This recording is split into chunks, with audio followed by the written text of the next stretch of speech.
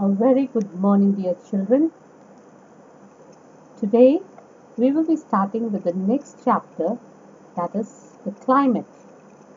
And in this first module of this chapter, we will be talking about the climate of India.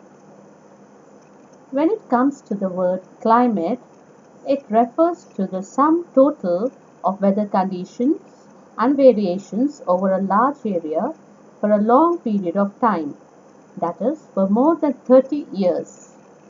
So, if I study the weather conditions of India for more than 30 years, we come to a conclusion that the climate of India is monsoon type. And if this is climate, then can anyone tell me what is weather? Yes, weather refers to the state of atmosphere over an area at any point of time. I repeat, weather refers to a state of atmosphere over an area at any point of time. So, this is the definition of weather, and I hope you have understood the difference between climate and weather. I repeat, climate is the sum total of weather conditions and variations over a large area for a long period of time, minimum, that is 30 years or more, whereas weather is the state of atmosphere over an area at any point of time. So, dear children, the major difference between climate and weather is time and area.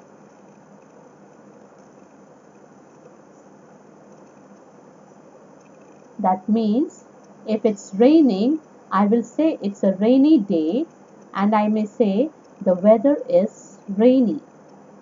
Similarly, if it's cool outside, I may say the weather is cool.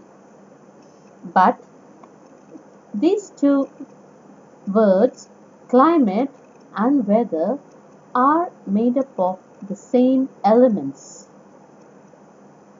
I mean, the basic conditions that influence a climate or weather are the same, like temperature, atmospheric pressure, winds, humidity, and precipitation. Now, you may have observed that the weather conditions fluctuate very often within a day. On the basis of the generalized monthly atmospheric conditions, the month is divided into seasons, that is, winters, summers, and rainy season.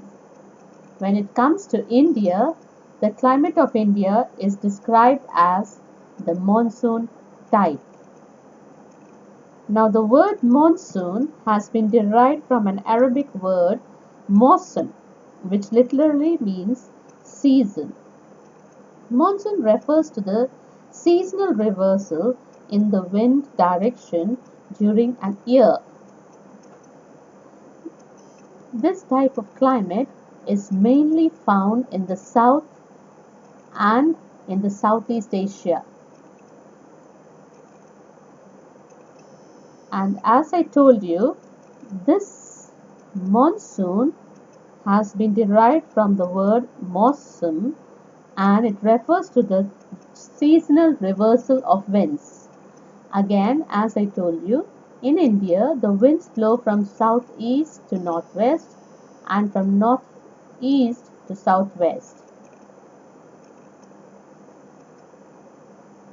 Now, the reason for the blowing of these winds we will be studying in the later half of this chapter.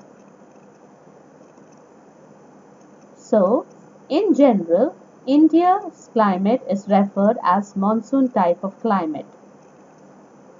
There is a clear regional variations in the climatic conditions of India. Let us take the example of two important elements, that is temperature and precipitation, and Let us look into the different places of our country and how they examine how they vary from place to place and season to season.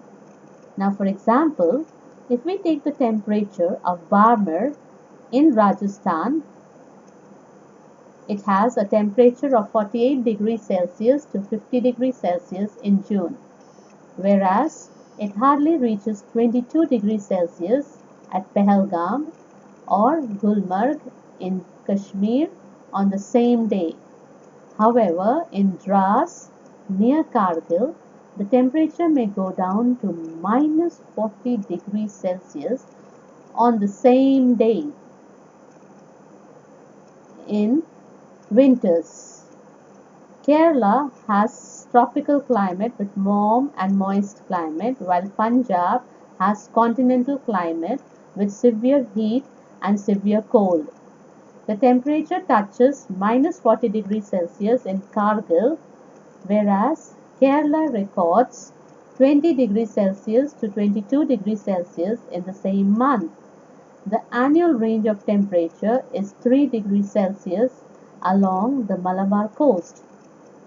The annual range of temperature means the difference between the hottest and the coldest month.